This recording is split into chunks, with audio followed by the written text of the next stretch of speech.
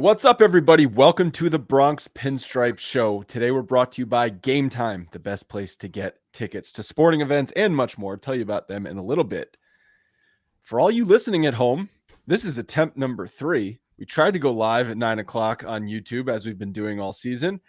It didn't work. Lots of technical difficulties. Then we tried to record offline. It didn't work. Lots of technical difficulties. So this is golden attempt number 3, Scott. Number 3, man. Let's hope it works, because this is my last attempt for this in the morning. I don't know why. None of the technology has changed. We should be fine. It should be fine, but it's not sometimes. So here we are. Anyway, what I was saying before we got cut off 15 times is today's a show that I hadn't been looking forward to in the grand scheme of things. It's a morning show. It's a show of not just the morning, the time of the day, but morning in the sense that DJ LeMahieu is no longer on this team. DJ LeMahieu is no longer a baseball player playing baseball on any team, but specifically no longer on the New York Yankees. And it's a day that I knew was coming at some point, and I was trying to hold out hope for as long as humanly possible, because I love the guy. I always have loved the guy, and unfortunately, Father Time, or his body, just kind of came for him and said that this is the end of baseball. So in one of our previous recordings of today, you said you were disappointed in me that I didn't have my DJ shirt on. So I went and got it. This is the shirt that we had 2019 event. It's a mock of a campaign show for the DJ MVP. It's one of my favorites, and I stumbled across it looking through a box this weekend. Wasn't even looking for it. So yeah, disappointed and sad to see DJ LeMahieu on the team. I know a lot of people I see on social media, like, a lot of disdain for DJ for some reason, and it's a lot of from younger fans, I guess, that don't remember the early days of DJ when he was here and how good he was. You act like it was 20 years ago. It's like 5-6 years ago. I know, but he was such an unbelievable baseball player, and we thought that he was like exactly what this team needed in his approach. And I don't know, he became quickly one of my favorite guys. And the fact that he was a very good baseball player was there. So anyway, it's been a while. I feel like he's not been on the team for 2 years anyway. I know, but officially now he is no longer on the team, and the guys are moving forward. Are you surprised that they walked away? I was a little surprised. I was surprised that, but I was surprised because, as a utility guy goes, he seemingly, was putting up fine numbers for that. But the big deal was that they wouldn't let him play third base.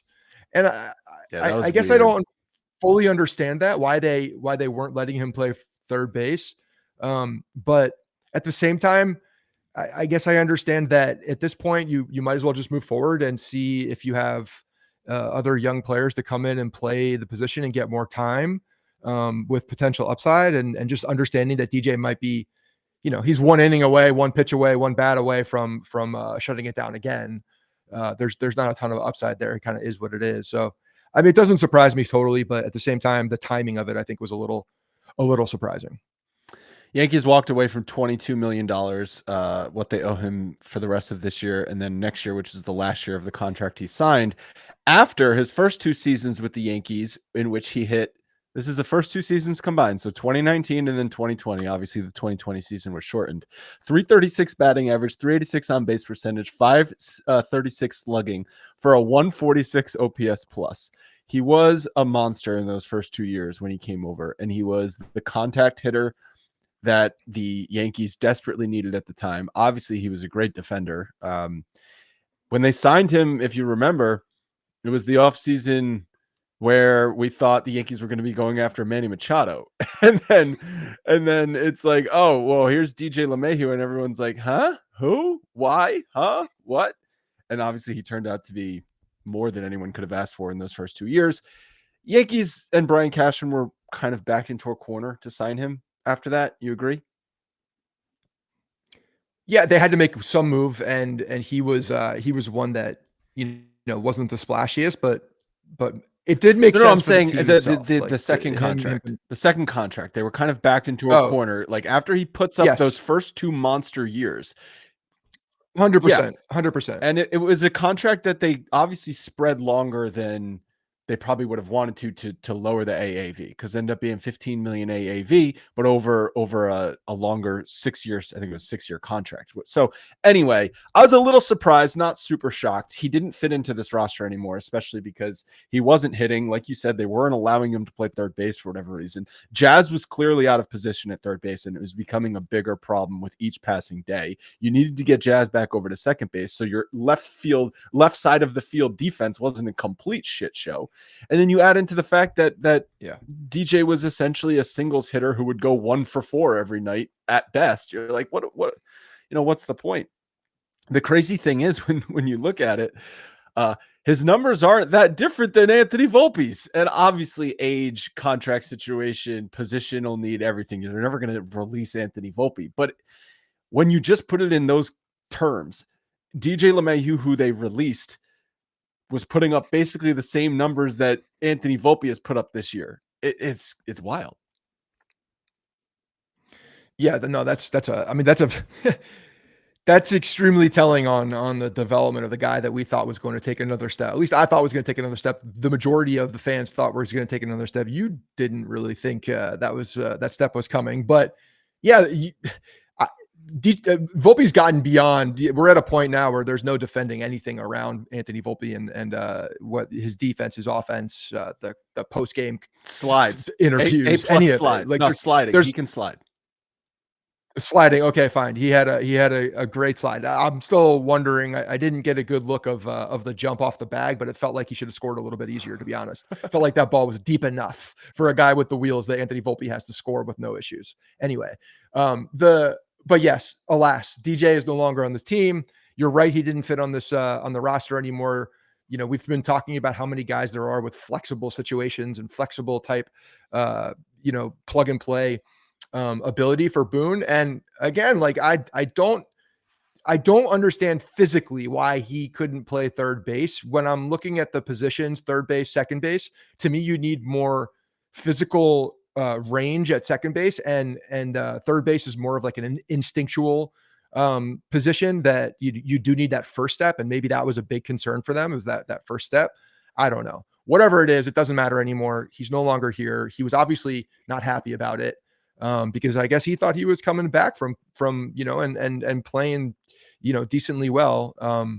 And I think he was just shocked because of he thought he was shocked because of the contract, most likely, that he just maybe he just assumed that wasn't going to happen. And who knows what they talked to him about before that, but here we are.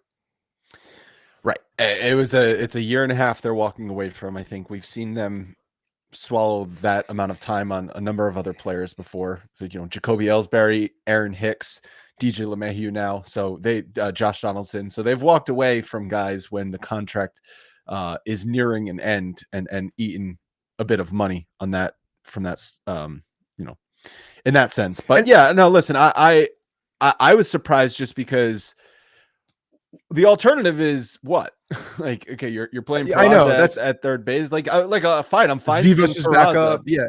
I'm fine seeing these guys and getting them some more playing time, because I don't think DJ LeMahieu was ever going to turn back into a productive player. But at the same time, it's the same. Like these two pictures, they are the same. Yeah. You get better defense, obviously, with younger guys. And I think at that point with the Yankees, the way that they're playing defensively and the way that they've been so sloppy, you 100% have to prioritize defense. And whether he could play third base or not, you're putting Peraza over there. He's going to be a better defender no matter what the ability is of DJ at this point in his career. So I get that at this point. It's like a Hechavarria signing. You're just playing the defender over there. And, if any offense happens, like it happens, until you do the thing that you absolutely 1000% need to do and go get a third baseman that can actually play. Because once that happens, this roster decision was going to happen one way or another. They're going to make a move in some capacity, whether it's one we like or one we like or one we, are scoffing at. Something's going to happen. And at that point, you're going to force a roster decision. And now you're looking at a younger guy that has more speed, more flexibility, compared to DJ LeMahieu, who doesn't have any of that. So I get it. Like it was going to happen anyway, probably, and might as well just do it now. Yeah, I don't know what the third base market can really yield you at the trade deadline. I guess time will tell. You said something that I thought was interesting as you were talking. You said there's no defending Anthony Volpe anymore. The Yankees are going all out to defend Anthony Volpe to the point where it's almost gaslighting at this point. So let's just start with the statement after yesterday's game. So Yankees lost 2 out of 3 to the Cubs over the weekend after sweeping the series against Seattle. We'll go back and talk about some of those games because there's certainly some points I want to touch on from that series. But if you remember that play in the 8th inning where Volpe, I think it was Dansby Swanson running to second base, and he ended up making it ahead of the throw from Volpe. It would have been a force out to end the inning at second base. Volpe fields like a 10 hopper. He's backing up. He's backing up to the outfield to get, as Boone said, a good hop on the ball, and he makes like a nice lob throw over to second base. Jazz does not stretch out to get it, but it's just like a slow moving play all along, and credit to Swanson for just sprinting to second base and getting there before the play. But that's a ball. Afterwards, when they asked Boone about it, he says, as a shortstop, you got to have the freedom to try and get yourself the best hop. And then Jazz probably has to turn into a first baseman there, where stretching, because obviously it's a third out, and then a good job by Swanson of just getting his butt to the bag. He's literally absolving Volpe of any blame when, from my account, it's like a 95% Volpe fault in that standpoint. Could Jazz have stretched a little? Sure. But Volpe is just having no urgency on the play. He's backing up on his heels to field the ball basically on the outfield grass and then making an easy toss to second base. Have some urgency in that play. Understand the guy's running to second base and it's probably going to be a close play. Charge the ball, or at least fire something over to second base to try and get him.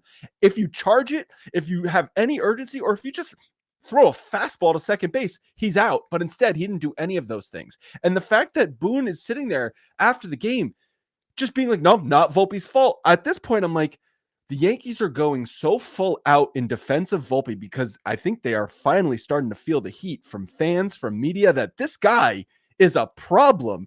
This guy, you've put all your eggs in the Volpe basket at shortstop, and this is your top prospect that you anointed. He's one of 62 players in Major League Baseball since 2023 to have at least 1,500 plate appearances. That's not a lot of players. 62 is a small percentage of Major League Baseball, and he's in that camp, and he's last in every offensive category. He's leading the league in errors at shortstop this year. Like, it's a problem, but the Yankees are sitting there telling us, no, this is not a problem. He's going to develop. He's going to turn into a great player for us. Actually, that wasn't his fault. Actually, when you look around the league at his position, his offensive numbers are great. No, Boone, they're not. They're bottom 3 in mostly every category. It's just like the all-out defense from the coaches, from the front office, from Judge talking about it. I caught something over the weekend on radio. Ricky Ricardo and Emmanuel Babari were covering the radio broadcast this weekend. I don't know why. But Volpe, in one of his at-bats, they start talking about, well, if you've spanned this out for a full season, that's close to 20 home runs and 100 RBIs, and you'd take that out of your shortstop any day of the week. First of all, no, it's not. We're more than 81 games into the season. Second of all, have you looked at how shitty he's played over the past 2 months? He's not going to double his production pre-All-Star break, post-All-Star break. He would need another 100 games to reach 100 RBIs. It's just, I feel like they're feeling the heat on Volpe, and damn, are they trying to defend him at every turn. I just don't understand. If you're feeling the heat, it's not like it hasn't been there. At this point, you have to acknowledge, like, it would be a better situation for you to acknowledge the struggles and then start talking about solutions or potential solutions with a player, rather than just blindly defending someone. And the play you're talking about with Jazz stretching, like, first of all, Jazz, are you, as a second baseman, and this isn't the first time Volpe's backed up on a ball in the last couple of games. Like, he's done it like 2 to 3 times where he's playing the bigger hop. And at that point, the ball plays you. If it hits a bat, there's a lot of spin going on there. There's a lot of things that happen that can happen badly when you're backing up on a ball. And he's done it multiple times, which means to me, he's not getting great reads on the ball either. But as Jazz is there, like, yes, should he have stretched for that ball more? Of course. But how do you know what to expect?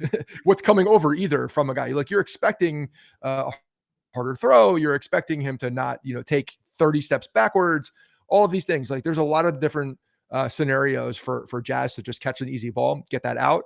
with Volpe doing the right thing, but he doesn't. It's not the first time. It's not probably not going to be the last time. I don't understand why you can't be critical of a player. And I understand Judge from a player's perspective as the captain, like they're probably not going to say anything. I get that. But as the manager, I don't understand the harm of acknowledging that a player is not doing well. It doesn't really make a lot of sense. It's not like you're selling him out in front of the media. Everybody knows it. We're all watching. We see what's going on. We see the numbers. It's not like you're hiding something. There's nothing new here. We see what's going on. So just acknowledge it and then try to, come up with, or at least talk about if there's an option. So yeah, it doesn't make a lot of sense in the way that they're talking about things. I don't get it either. Cashman's talking about, because he did a press conference. I think it was after LeMahieu was released. And so when he did a press conference, they also asked him about Volpe, and he's talking about how we believe he's going to be the productive player. So at least in that statement, I kind of got the sense like, oh, maybe he's acknowledging he's not a productive player right now. But that's not, I don't know. Maybe I'm just focusing. Maybe we're focusing too much on Volpe, because there's a lot of other problems on this team. There are a lot of other problems, but they have no other choice in that on that position. Lombard, who is up in Double-A. I mean, isn't hitting in Double-A either. Go look at his numbers. He's not hitting in Double-A yet either. So there's someone who the next guy isn't offensively, close to being a guy that can come up and compete on the major league level. He's got similar to Volpe numbers in Double-A right now. And so yeah, they have no choice. Like this is it, unless they make a move for shortstop, which is not happening. There's that is not on the horizon. They have no choice but to hope to God that the prospect ratings were right. The guy that they thought he was is going to some point emerge from the slumber of regression. If you are looking for Yankees tickets post All-Star break, look no further than the Game Time app. I've used Game Time several times and I absolutely love it. I've used it for baseball games and theater tickets, but they have great tickets for all sporting events, concerts, and much more. The last minute deals feature is especially cool because you can snag great tickets for affordable prices just by waiting. You can save up to 60%, which is awesome. I also love the all-in pricing feature because there's nothing worse than being hit with added fees at checkout. Game Time just tells you what the total price is up front, and I appreciate that. And last but not least, their lowest price guarantee. If you find tickets in the same section or row for less money, Game Time will credit you 110% the difference. Take the guesswork out of buying tickets with Game Time. Download the Game Time app, create an account, and use code BRONX for $20 off your first purchase. Terms apply. Once again, create an account, redeem code BRONX for $20 off your first purchase. Thank you so much, Game Time, for sponsoring us today. Well, while we're on the topic of Jazz, Scott, he's doing the home run derby. He is doing the home run derby, and I put money on him. Oh yeah, had some decent odds. He's got a stroke. There really isn't anybody in this derby that's overwhelmingly great, I think, as far as home run derbies go. So why the hell not? I put some money on him and Rooker from Oakland. So little hedge on Jazz. But yeah, Jazz has the swing. Why not? He could win it. Sure. As long as he's got the stamina, he could certainly win it.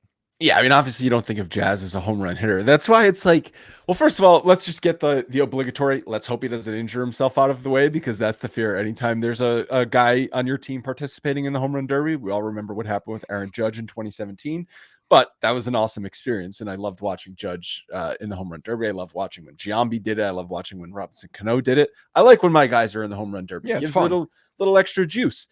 But yeah, Jazz is not what you think of as a home run hitter. And I feel like the derby has turned into whatever players want to do it versus the best home run hitters. And so gone are the days of when it's like Mark McGwire and Sammy Sosa and Barry Bonds and Ken Griffey Jr. all every single year going at the home run derby.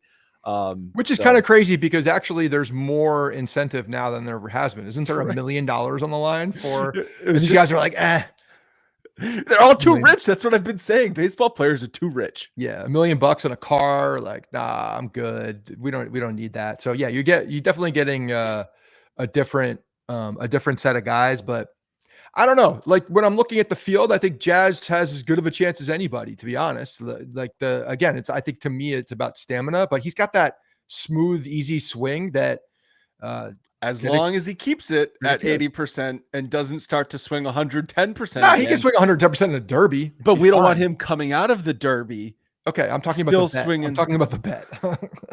Talking about my money right now, and how that's going to play out. Yeah, I hope he doesn't get hurt and stays within himself and doesn't strain an oblique.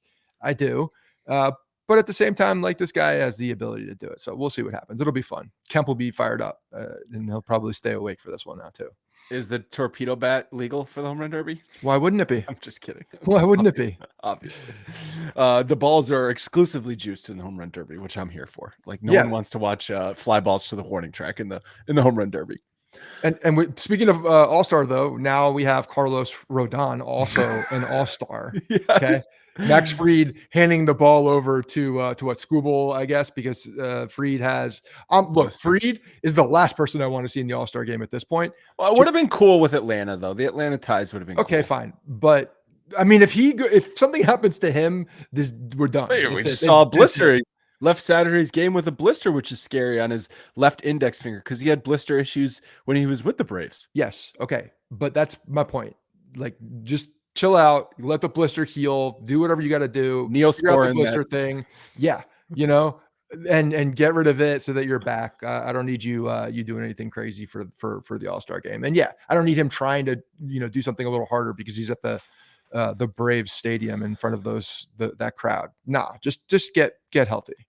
The blister is such an odd injury because only in baseball would something like a blister keep a player, especially a pitcher, out of action. Yeah. And the timetable is TBD because the blister could be healed in 5 days or it could be 3 weeks. We don't know. Right. No, for sure. And I guess if there's a blister happening with a pitcher, now is a good time for it to occur because there's going to be a decently lengthy time off. And I guess you could start your rotation back in a way, but yeah. Well, they could basically get him extra time off by having him start at the end of the rotation. That's what I mean. Back. Yeah. You have a longer time off at this point because anybody can start the rotation out of the gate.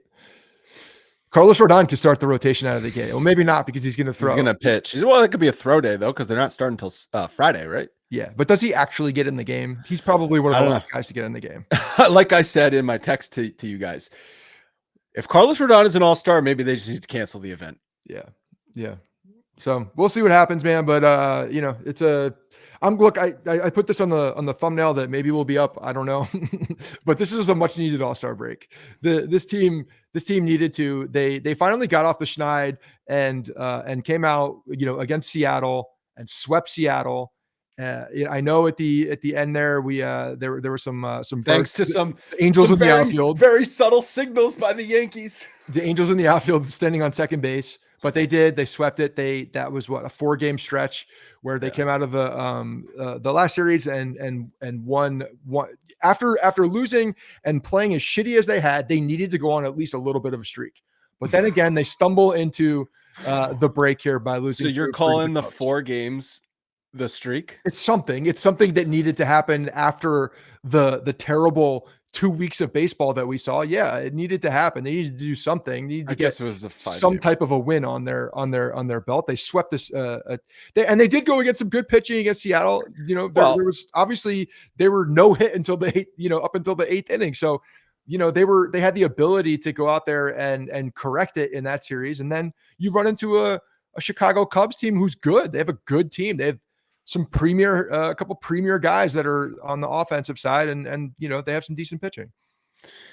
Yeah, I mean, if you think about the Thursday game that the Yankees were being no hit until they had the closer Munoz's signs, and then obviously they scored big on Friday, but then Saturday, Sunday, their bats were basically shut down by Boyd and Imanaga as well. Like, it was 3 out of 4 games basically blanked offense.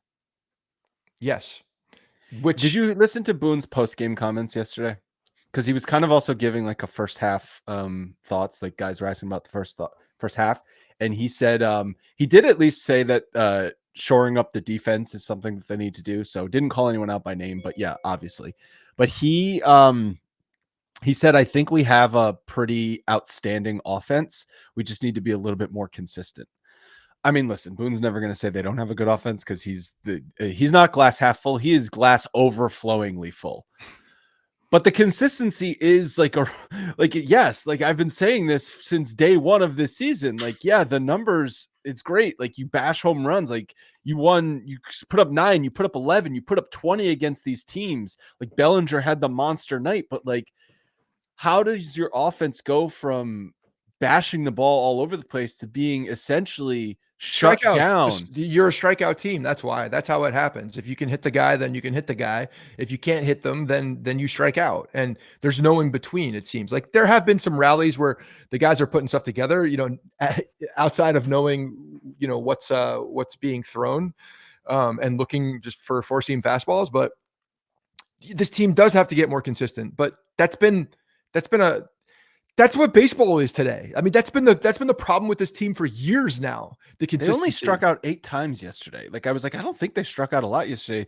Maybe not yesterday, but the team strikes out a lot. I mean, that's sure. It's not like the 8. That doesn't happen all the time. You're looking more double-digit strikeouts on a consistent basis.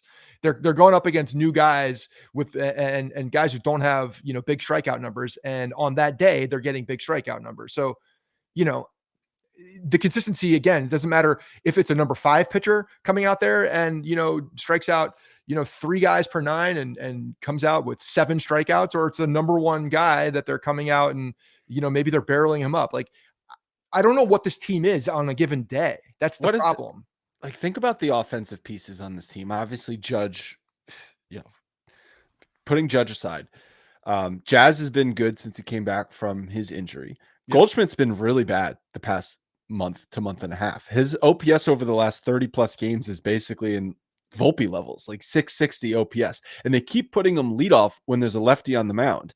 Dominguez has been good, but he only plays against right-handed pitching, which fine. Like I'd rather him play against righties than lefties because there's more righties in the league, but he doesn't get any at-bats against lefties.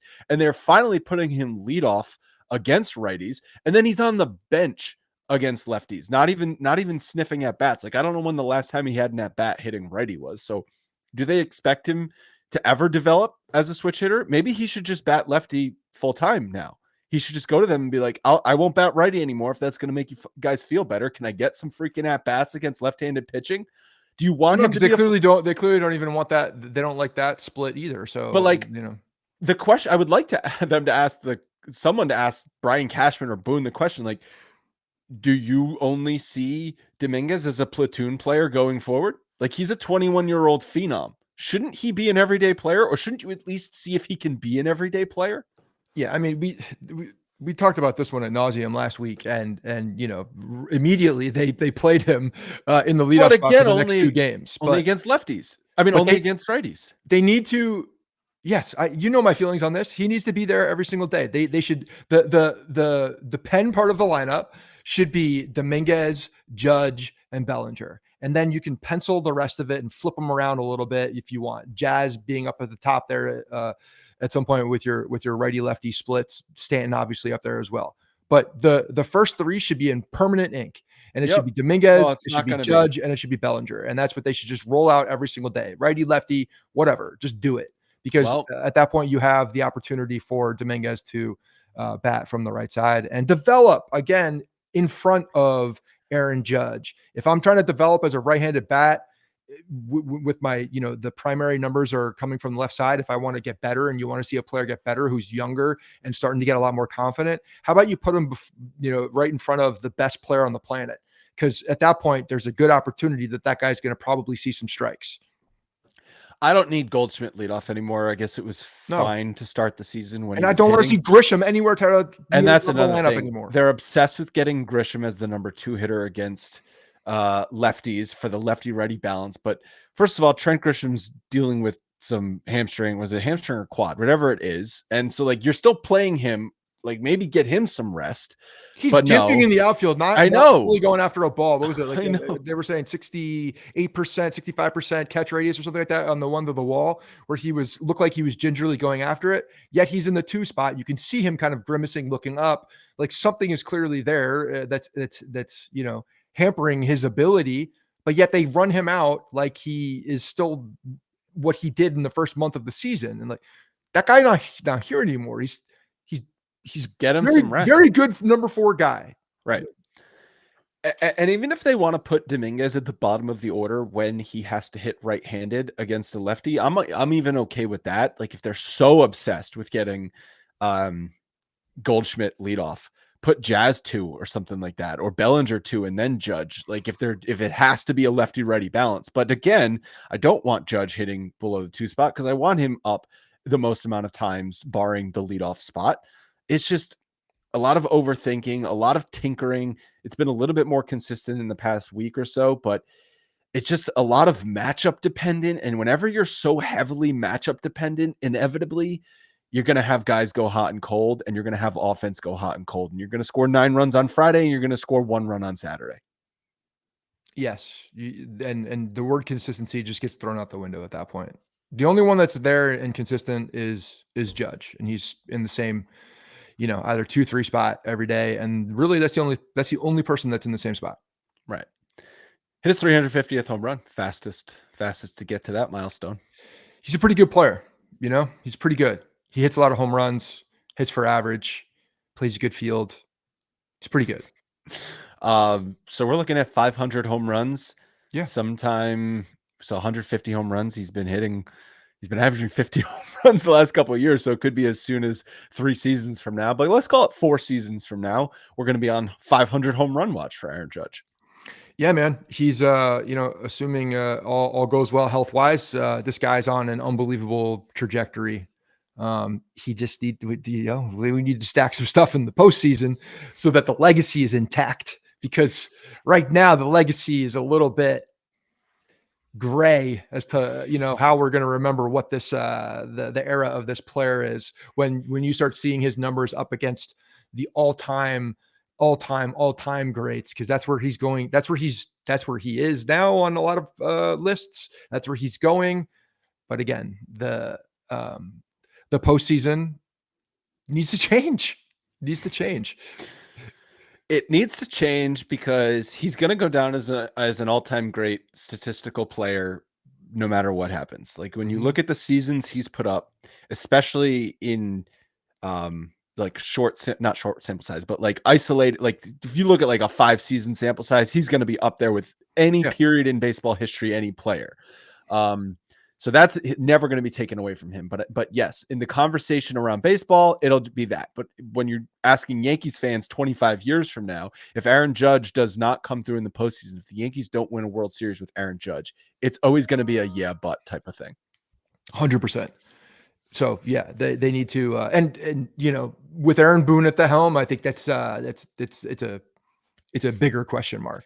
So I was talking to my dad about this, and I said this to you guys. I'm not very excited about this team. Are they bad? No, they're not a bad team. Are they great? I don't think they're a great team. I think they're one of the 3. I think they're probably one of the 5 good American League teams. Do you agree with that? One of the 5 American League teams? Sure. One of the 5 good American League teams. Like if the playoffs were starting I think we're starting to see better teams emerge as well. I agree. By the end of the season, the list, I think the Red Sox are going to be probably on that list. They're hot. They're tied with the Yankees in the wins. I think there's possibly 4 teams in the American League Blue East. Jays. And frankly, it wouldn't surprise me if the Orioles caught a streak and did something. I just don't think they have the pitching, but they're still 9 games under 500. Whatever the point is, I think the Yankees are in the they're not the leader in the American League clubhouse is what I'm saying. They're one of the pretty decent American League teams, which in the grand scheme of things might not even be that good comparatively to the National League. I don't remember where I was going with that thought. Well, I think you're looking at like what the run possibly can be. I know what I was going to the team. Yeah. Right now, I'm like not too excited about the team. If you want to get me, if you want to get me fired up for the second half, like coming out of the All-Star break, can Aaron Boone, and it would be historic. The manager of the American League team gets canned before his team starts the second half of the season. Boy, would that be fun. Look, I know it's not going to happen. Don't threaten me with a good time. This is the exact scenario I've wanted for multiple years now, around this time when the Yankees struggle in June, which happens seemingly every year, that this guy goes away and, a new voice is heard and potentially can, help get the most out of the team. This year is, we're looking at the second half. I'm not worried about the offense. Like, I think the offense regular season wise is going to be fine. They'll put up numbers. They'll be good. But when you're looking at what this pitching staff is and how badly they've been decimated, there's a lot of reliance that's going to be happening. And I don't think the Yankees are going to go out and get a big starting pitcher by any means. If they could pull something off, maybe with Arizona, get a third baseman and a starting pitcher, like, to me, that's the best case scenario. Who knows if they have what is needed in the minor leagues to make a deal like that at this point, compared to other teams. But if Arizona is going to be the seller that people might think they are, but the pitching is going to be one that needs to hold up. And, obviously with Schmidt down for the season now, you have Cam Schlitter come up and pitch very well against the Cubs. The guy throws 100 miles per hour. It leads me to, Mariners, not Cubs. Mariners, sorry. It leads me to a question about, like, young pitching and, like, what it is coming up, because when you're seeing Clark Schmidt go out there and you're seeing Will Warren and these guys are throwing, mid 90s, have a lot of different pitches. It's all about location. You see Schlitter come up and you have, popping numbers, 100 miles per hour, does well. If a guy like that, who's not like a major prospect, what was he, like the he's not. And if you look at his minor league career ERA, it's 4.18. It's not like he's been dominant, even though he's throwing 100 miles an hour. He has not been dominant in the minor leagues. But if a guy like that can come up and locate, then it's an interesting situation, because he's got dominant fastball stuff. If he can locate, then there can be some success. I mean, Luis Gil comes up with a fastball with 2 pitches and dominates without being able to locate, because the fastball is so dynamic. And then he's able to get ahead in the count a little bit. And when you start to see the location go, you see that he's not as competitive. If you have a guy that can come up and replicate something similar to that, they could get you through. You know what I mean? Like, at this point, you're looking at 5 innings. That's what you're looking at. And then the dependence on the bullpen. And that's scary. That is scary at this point. That's where I think that Brian Cashman can address. I think he can address bullpen. They always do. He always do. Yeah. The bullpen, though, is gassed. And it was a long stretch of games with few off days. But, like, you look at yesterday and you're like, okay, Weaver and Williams ended up pitching, but you brought Hamilton in, was it the 6th inning in a tie game? And it's kind of just like, you've got the break coming up here, Boone. Like, this is a day to push the guys. Don't go to Ian Hamilton here. Didn't he just pitch yesterday? Doesn't he pitch every day? Well, and that's the problem, is the guy that's pulling the strings here doesn't know what he's doing, and unfortunately is pulling the wrong strings consistently. The good news on the other side of that is the back of the bullpen right now. Weaver looks like he's rebounded and he has since gotten into his slot and looks like he's pitching well. Hand up accountability at the locker. Like, love seeing that. The guy just said, I stink. I'm not good. I need to be better. Goes out there, does better, has the support of the fans. Devin Williams looks good. He doesn't look like he's a problem right now at all. You're looking at the back of the bullpen and you have some positive signs, and those two guys have been good. Williams has been good basically since Weaver went down, and Weaver this past week was better after he had given up, I think it was like the 4 home runs allowed since in a short span since his return. But my point yesterday is, it's like you're in a tie game. It would be nice to get this win going into the break. You've got, I think it was it 12 outs to get? I know you're not going to get all 12 outs out of just 2 guys, but, like, do you have to just immediately go to Ian Hamilton just to ice the game straight there? Like, can't you try and get, like, Hill's been really good. Hill came in after Ian Hamilton. Like, can't you get a little bit more creative? Do you have to just default and go to Ian Hamilton just because it's the 6th inning, Aaron Boone? The answer is yes, he does. That's what he does. So he has to do it. There's no pulse. And when you're looking at a game plan going into the All-Star break, though, that you'd think that the game plan can be a little different, understanding that there's no games in front of you at all, and everybody can go and everybody will get rest. There is really no tomorrow at that point because of the long break that you have. So yeah. Like, but again, man, you have like this guy pulling the strings. You know, the one thing that will get you fired up for the rest of the season is the one thing that's not going to happen. The one thing that potentially could fire up a team. And again, I've said this for 3 years now straight. I feel like at this point, like sometimes you just need a new voice. Look at Toronto. Sometimes you just need a new voice. And then, you know, who knows what can happen. Sometimes you just need a little bit of a shakeup. Look even in Boston, you get Devers out of there. There's a different feel of the clubhouse. And now all things are going well. Last time I looked, I didn't see what they did yesterday. 10 in a row. They won 10 in a row. Okay, they won yesterday. So it was 9 in a row, 10 in a row. They're tied with the Yankees went into June. If you go back to the end of May when the Yankees were playing in LA against the Dodgers, that was the last weekend of May. They lost 2 out of 3 that series. And that was kind of like a wake-up slap. Like, oh, right. Like, we're still not on the level here. Since then, they've played like garbage. They went on 2 separate 6-game losing streaks. They haven't won a single series against, in my opinion, a competitive team. The only teams that they've beaten are American League Central. They beat the Seattle, the Athletics, and I think they beat Baltimore. They lost all the other series to good teams. They lost to the Mets. They lost to Cincinnati. They got swept. Didn't they get swept by the Angels, who's not a competitive team? There's been a lot of crap in there that they've also lost to. But they went into this month, into June, not July. They went into June with like a 12-game win column lead on these teams. Toronto already surpassed them. Boston caught them in the win column. And Tampa is only a couple games behind. Yeah, and they've been reeling recently as well. So, yeah, no, like June was the month that everything came back together for the American League East, unfortunately, and the Yankees terrible. And you look at what July is, and July is one of the hardest months that they have. When you look at their competition. Toronto's coming up again soon. You play Toronto again. They have a very difficult schedule coming up. But yes, I think strength of schedule for the rest of the season. I was looking at that. I saw it somewhere. They're like middle of the pack. But the rest of July is a bit of a gauntlet for this team. But yes, they needed to come out. And I think, again, like the pitching, to me, we'll see what Boone does on the free agent, or I'm sorry, on the trade deadline, because Cashman does on the yes, Cashman to actually make. God help us all if Aaron Boone is making the trade decisions. Aaron Boone does nothing. He doesn't make any decisions. We'll see what he does, because they need more bullpen. They need a starting pitcher, but they don't have that. They might get somebody that will come in, but it's not. Oh, you know who they're going to acquire? Luis Hill. Yeah. And then they need some more bullpen. You've been here before, haven't you? Yeah, we've been here before. And they absolutely need a third baseman. 100% need a third baseman. You don't come out of here with a third baseman that's worth a damn. That's not Candelario, a guy that, you know, we were looking at like 5 years ago after he had a good season with the Cubs. I don't want to hear Ryan McMahon either from Colorado. That guy stinks.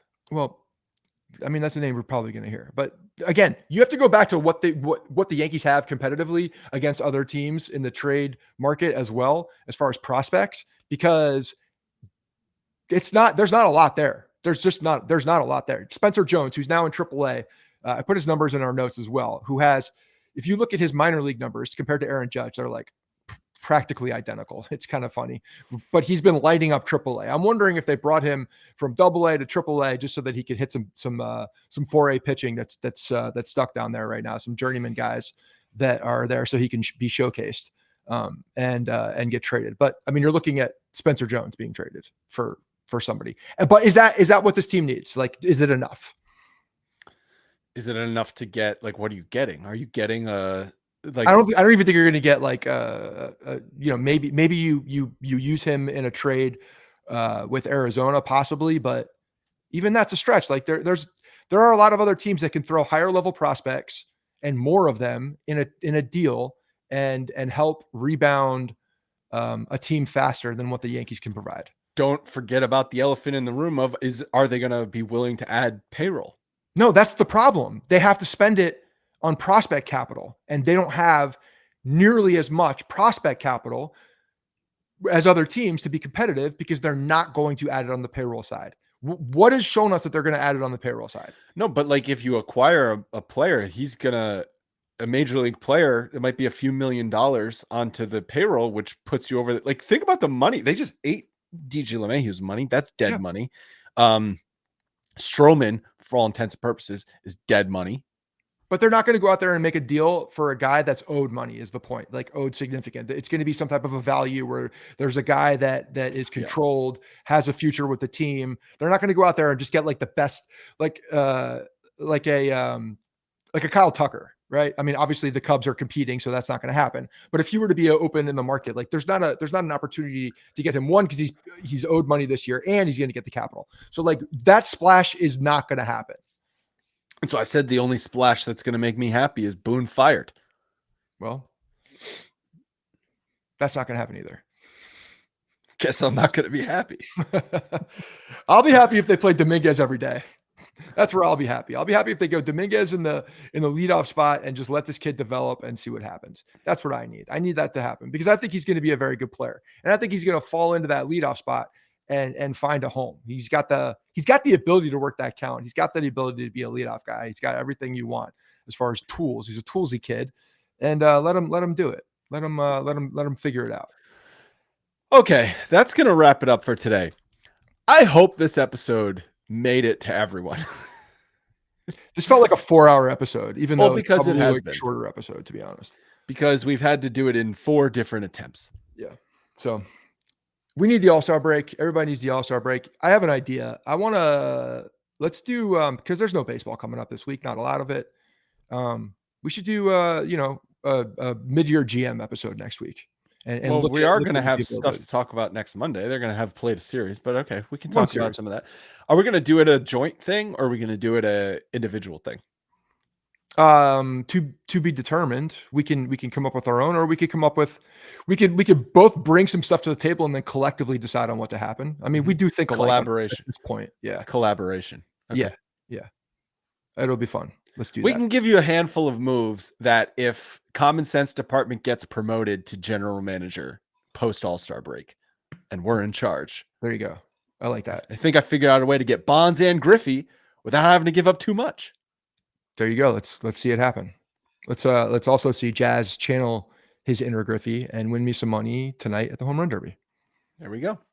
We'll talk to you guys next Monday.